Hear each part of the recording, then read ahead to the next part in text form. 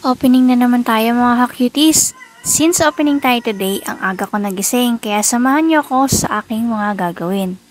First na gagawin ko is magluluto ako ng aalmusalin ko at babaunin ko. Ito na nga mga ka-cuties, sisimulan na natin. At ito, na-prepare ko na yung baboy kagabi. So ngayon, maghihiwa na lang tayo ng mga sangkap na ilalagay sa ating adobo. And sinimulan ko na nga pong maghiwa ng bawang at sibuyas. Yan lang naman ang ilalagay natin sa adobo. Ito na nga po, hinuhugasan ko na yung baboy. Siyempre, kailangan natin hugasan ng mabuti para maging malinis. Nilagay ko na nga yung kawali at ngayon lalagyan ko na ng mantika.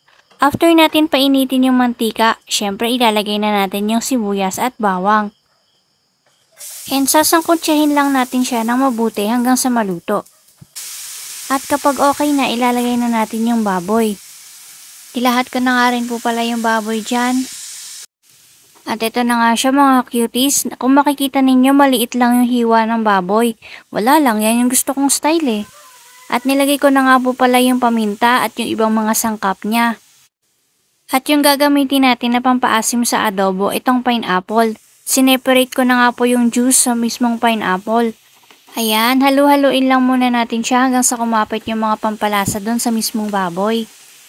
And after nyan, ilalagay na natin yung pinaka-juice ng pineapple. Ayan, tukukuluan muna natin siya, saka natin lalagyan ng kaunting tubig. And syempre, ilalagay na rin natin yung pineapple tidbits. Ito talaga yung ginagawa kong timpla ng adobo. Yung pampaasim na ginagamit ko, yung mismong pineapple. And syempre, after nyan, lalagyan na rin natin siya ng toyo. So, ayan. And ito na yung itsura niya. Halo-haloin lang natin siya hanggang sa lumambot yung mismong karne. And paiigahin lang din natin siya. Ito na siya mga ka-cuties. Ganyan yung magiging itsura niya. Wala na siyang sabaw at kakaunti na lang mismo yung sauce niya. Lalagyan ko yan ng konting tubig mamaya para magkaroon siya ng konting sauce. And lalagyan na natin siya ng 2 kutsarang asukal. May naisip nga kung isa pang ilalagay natin sa ating niluluto. Ayan, kinuha ko na nga siya dito sa rep at ito yung ating chili powder. Bet ko kasi yung maanghang, so konti lang naman yung ilalagay natin kasi hindi may hilig sa maanghang yung mga kasama ko dito sa bahay. Mas masarap kasi yung may konting kagat, 'di ba? Para mas dumami yung kain natin. Ayan, malapit na siyang maluto at naaamoy ko na siya. Sobrang sarap na niya, yung amoy pa lang niya. And paano ba yan? Ilalagay na natin siya sa ating lalagyan. Oh, 'di ba ang bilis? And ito na yung ating adobo. Munti ko na nga makalimutan, buti na lang naisipan ko magsalang ng sinaing. Ayan, natapos na nga ako sa pag-aayos ko. Syempre, mapasok na tayo, kailangan maganda tayo, diba? Ayan na nga, nakapagsuot na ako ng aking uniform at ito na yung pinakahihintay ko mga ka-cuties. Yung kakain na tayo. So, time check muna tayo.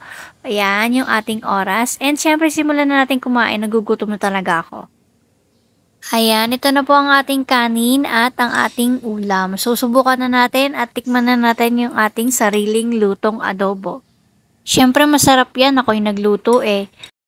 And ayan nga po, nakapag-prepare na ako ng aking babaunin. So ayan na siya. Ang ating ulam pa rin ay yung adobo na niluto natin at yung kanin.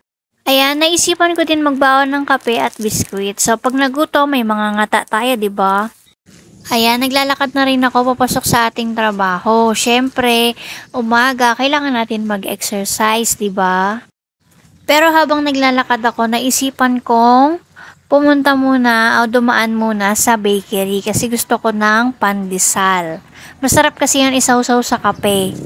Since may baon akong kape na panulak natin, so kailangan din natin siyempre ng pambara. Kaya naisipan ko din bumili ng pandesal. Gusto ko rin kasing kumain nito. And, syempre kapag nagutom ka sa work, pwede mong dukot-dukutin, di ba? At least meron ka makakain. And ayan, nakasakay na ako ng tricycle. So, binilisan ko na lang yung pagbi-video ko kasi baka malate pa ako sa trabaho.